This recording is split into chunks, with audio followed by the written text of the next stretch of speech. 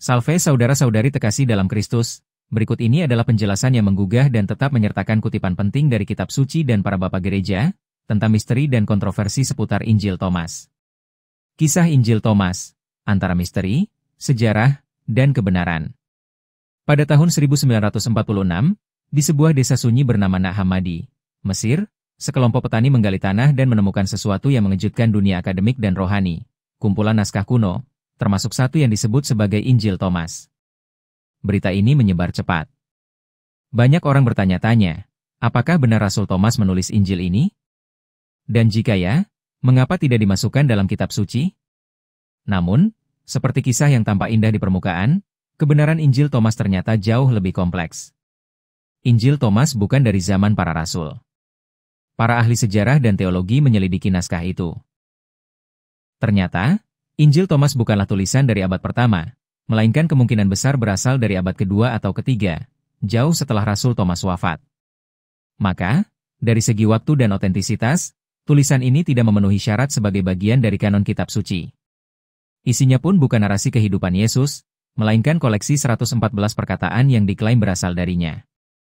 Sebagian memang mirip dengan Injil kanonik, tetapi banyak yang telah diadaptasi untuk kepentingan ajaran Gnostik, bahkan beberapa sepenuhnya mengandung ajaran Gnostik yang bertentangan dengan iman Kristiani.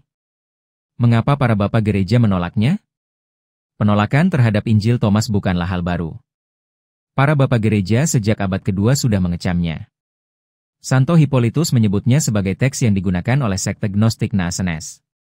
Origen menyatakan bahwa Injil ini mengajarkan ajaran sesat. Santo Cyrillus dari Yerusalem menegaskan bahwa Injil ini berasal dari kaum Manichaeans, bukan dari Rasul Thomas. Eusebius, sejarawan gereja, menyebutnya sebagai tulisan sesat dan palsu. Ajaran yang bertentangan.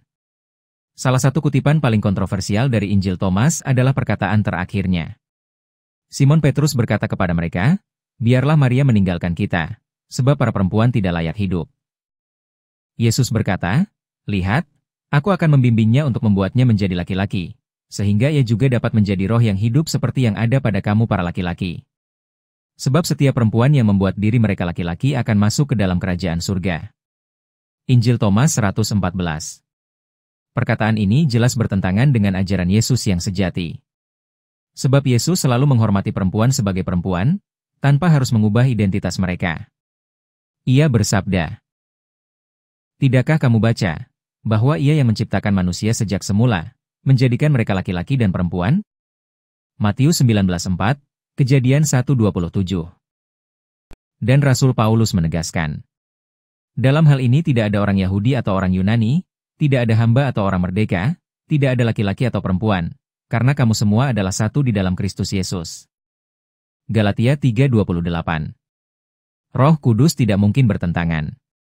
Karena ajaran Injil Thomas bertentangan dengan ajaran Kristus dan para rasul, maka tidak mungkin tulisan ini diinspirasikan oleh Roh Kudus.